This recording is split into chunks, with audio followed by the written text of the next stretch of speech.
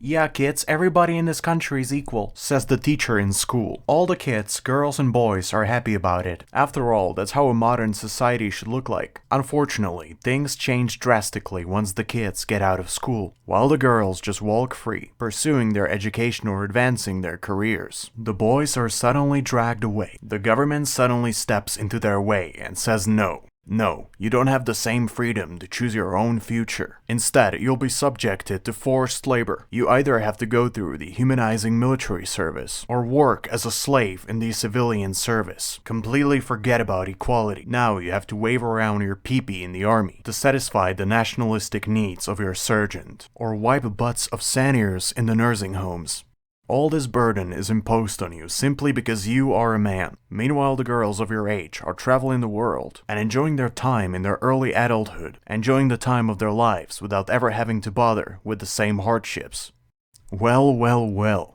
Does it sound like equality to you? How is this still happening in a country that claims to value gender equality? One of the most insultingly stupid justifications for Austria's conscription system is the claim that it teaches young men discipline, as if forcing people into state service against their will is some noble act of character building. This is not discipline, it's coercion. It's state-enforced obedience, wrapped in outdated military propaganda. And let's be clear, forcing discipline onto someone is not just authoritarian. It is outright fascist. This is the same mindset that oppressive regimes throughout history have used to justify control of their citizens. We are just teaching them order. We are making them stronger. We are molding them into better people. Sound familiar? It should, because that's the same argument that dictators have used throughout history to justify forced labor, conscription, and human rights abuses. So for those idiots who support that claim about discipline, grab your discipline and put it somewhere deep where sun doesn't shine.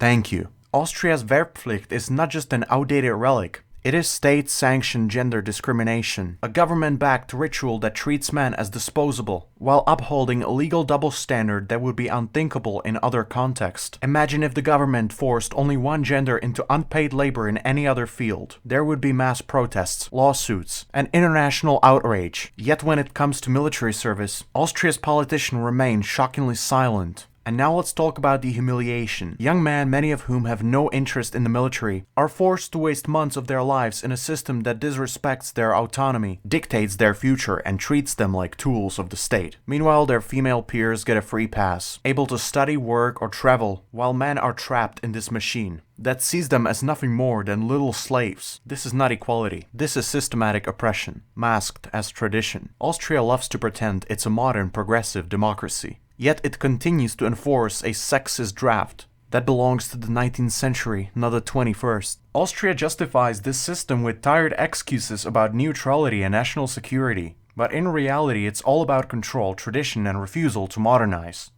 And even worse, Austrian conscription is fundamentally sexist. It forces only men into service while women remain exempt, reinforcing an outdated and unfair double standard. A truly equal society would never tolerate such discrimination. Instead, Austria continues to impose this burden on half of its young population, proving that gender equality is just an empty slogan when it comes to military service. The truth is very simple. Conscription is a mark of backward society. Countries that value individual rights, democracy, and progress have abolished it. Austrian conscription lowers testosterone and weakens men. A system designed to break, not build. There are some very important points that you need to understand. There is a lack of autonomy, there is a poor diet, the conscripts are chronically stressed and sleep deprived, and there is a lack of strength training. Let's talk about the lack of autonomy. Young men are deprived of their freedom and forced into a grid structure where they have no control over their own lives. Studies show that such environments cause a drop in testosterone and increase your cortisol, the stress hormone. Now let's talk about the food. It's full of processed bullshit. There's also a lot of cheap carbohydrates that lack all the essential nutrients, and it's just not good for peak male health. So try to avoid conscription unless you want to be a little soy boy and your balls to shrink. Now let's talk about a chronic stress and lack of sleep.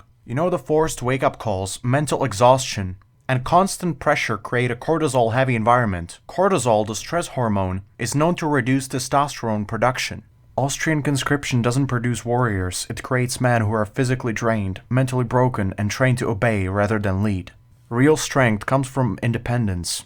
self-improvement, and the ability to make one's own choices, not being forced into an institution that disregards their personal autonomy. Austria's military conscription system is deeply sexist, so while women are exempt from the mandatory service, young men are forcibly subjected to a system that treats them as disposables, disregarding their individual rights and aspirations. This gender bias reinforces the harmful stereotype that men's lives are less valuable, and their primary role in society is to serve and sacrifice for the state. Forcing only men into conscription, Austria perpetuates the idea that men should be subjected to physical and mental hardships, simply because of their gender, treating them as nothing more than tools for military service. This system goes against gender equality, as it places an unjust burden on men, treating them as second-class citizens who must give up their freedom, autonomy, and well-being for the state's demands. The notion that only men are fit for service is not only outdated but discriminatory, reinforcing toxic ideas of masculinity, while disregarding the fact that men have the right to choose their own path in life. True gender equality means eliminating forced conscription altogether, not imposing it on one gender while exempting the other. Austria's conscription system is a blatant display of sexism that robs men of their autonomy, reduces them into instruments of the state, and perpetuates harmful stereotypes about masculinity.